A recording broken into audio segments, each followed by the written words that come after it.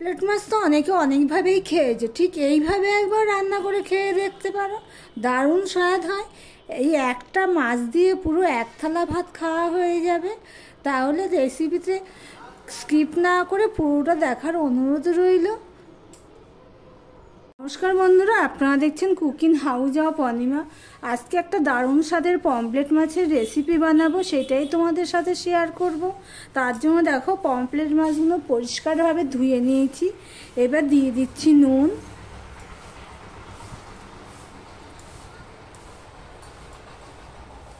দিয়ে দিলাম হলুদ,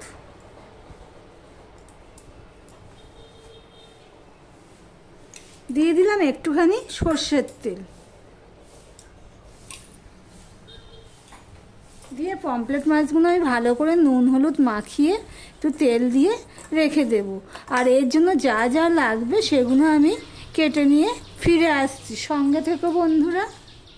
দেখো বন্ধুরা, একটা কড়াই বসিয়ে দিয়েছি, কড়াইটা গরমও হয়ে গেছে। দেখো ধোঁয়া উঠছে। ভালো করেই কড়াই গরম করতে হবে মাছ ভাজতে গেলে।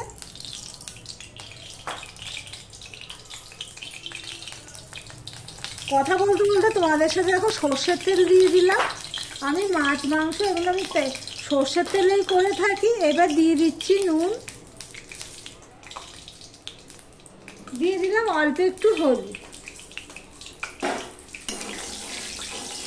দেখো কড়াইয়ের গায়ে ভালো করে আমি এটা তেলটা লাগিয়ে নিলাম।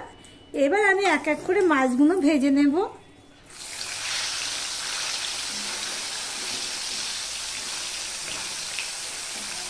দেখো বন্ধুরা, এপিট ওপিট করে আমি সমস্ত মাছগুলো ভেজে নিয়েছি।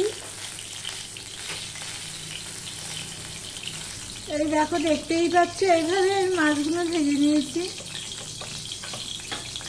এবার তেলটা হয়ে গেছে, তোমাদের সাথে কথা বলতে বলতে তেল দিয়ে দিয়েছি, দেখতেই পেলে। এবার আমি হাফ চামচের মতন কালো জিরে ফোড়নে দিয়ে দেবো।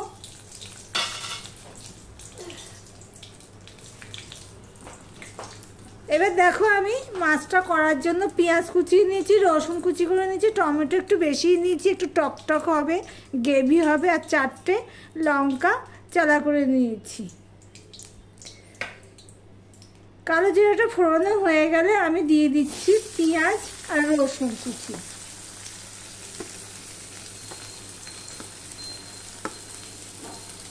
পেঁয়াজ আর রসুনটা আমি ভালোভাবে লাল লাল করে ভেজে নেব।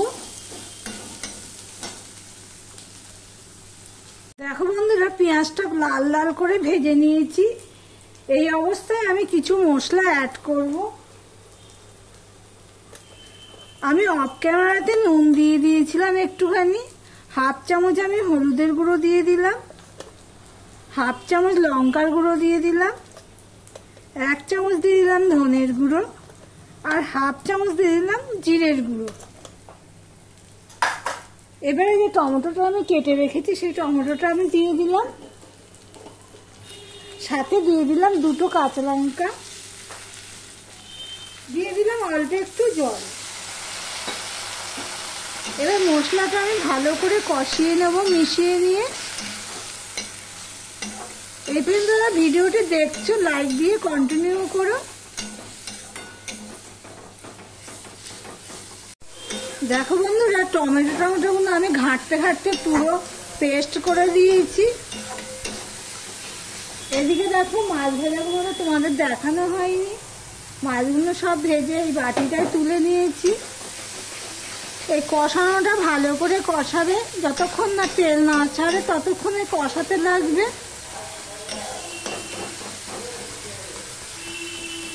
আমার ভিডিওটি যদি ভালো লেগে থাকে প্লিজ লাইক কমেন্ট শেয়ার করে দিও। আর যারা নতুন বন্ধু ভিডিওটি দেখছো এখনো পর্যন্ত সাবস্ক্রাইব করোনি, তাদেরকে বলবো সাবস্ক্রাইব করে পাশে থাকার জন্য। দেখো মশলাটা কষানো হয়ে গেছে, একটা সুন্দর গন্ধ বেরোচ্ছে। এই অবস্থায় আমি জল দিয়ে দেব।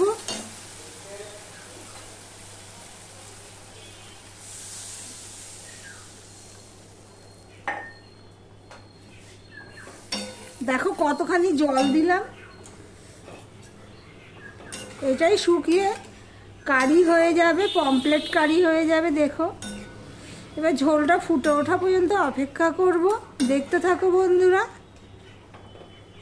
বন্ধুরা, ঝোলটা ফুটে উঠেছে। এই অবস্থায় আমি এবারে একে একে মাছ ভাজাগুলো দিয়ে দেব।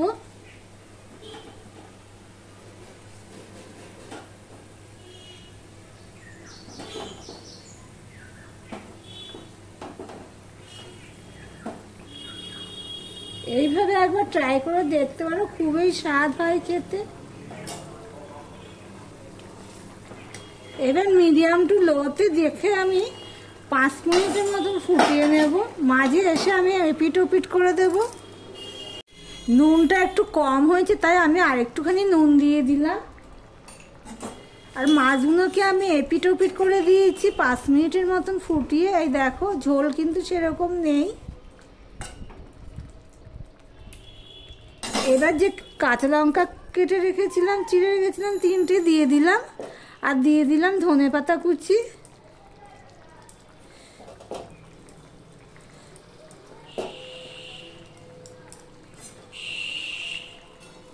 দিয়ে ঝোলের সাথে এইভাবে করে দিলাম, দেখতেই পাচ্ছ।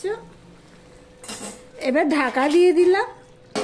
আর ভিডিওটি আজকের মতন এখানেই শেষ করলাম। আবার অন্য কোনো সুন্দর সুন্দর রেসিপি নিয়ে তোমাদের সামনে চলে আসবো।